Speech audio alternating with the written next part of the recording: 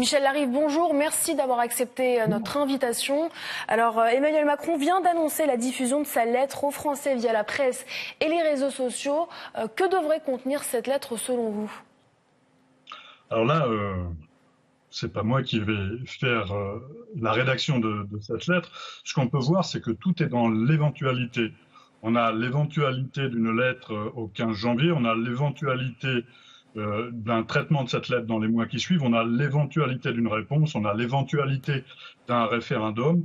Ce qu'on peut voir, c'est que ce gouvernement est dans l'éventualité hors sol, donc il n'y a aucune perspective véritable, il n'y a pas un fond suivi. Et comme l'a dit un des gens que vous avez interviewés, euh, on cherche où est la politique. Alors on voit un gouvernement dépassé par les événements et qui n'a plus aucune prise sur les événements d'une part et qui n'a pas de ligne directrice.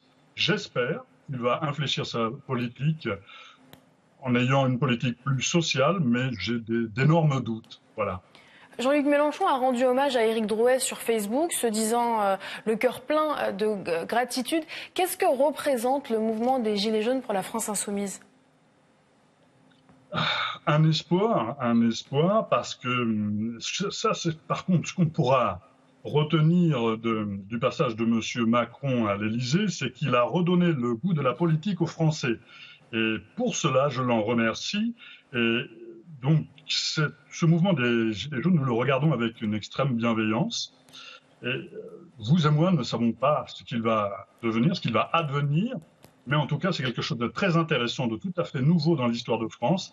Et nous vivons là des heures exceptionnelles. Pardon. Pourtant, les Gilets jaunes se disent fermement apolitiques. Est-ce que c'est pas contradictoire? Écoutez, oui, vous savez, le fait de faire des revendications, on fait de la politique. Alors, ils se disent hors des partis politiques, mais fatalement, ils font de la politique lorsqu'ils ont des revendications. Et c'est normal et ils ont raison. Les réactions politiques, elles sont vite tombées après la comparaison de Drouet à un révolutionnaire faite par Jean-Luc Mélenchon. Benoît Hamon a indiqué que Mélenchon avait quitté les rives de la gauche. Patrick Chenu parle de récupération politique. Qu'est-ce que vous en pensez, vous? Alors moi, je pense que M. Benoît Hamon devrait regarder quels sont ses véritables adversaires. S'il pense que c'est nous, je crois que c'est lui qui a oublié où sont les vraies valeurs. Donc je pense que s'il voulait effectivement... Je pense que c'est pour exister que Benoît Hamon fait ceci. Ses vrais adversaires, normalement, devraient être M. Macron, le Rassemblement national et d'autres à droite.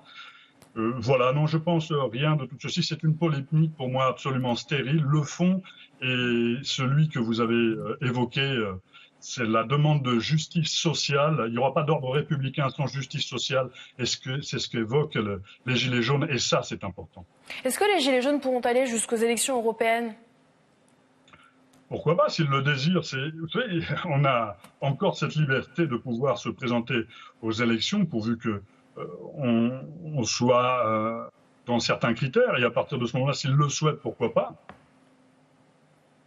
Michel Larive, merci. Je rappelle que vous êtes député La France Insoumise dans la 2e circonscription de l'Ariège. Merci d'avoir été avec nous.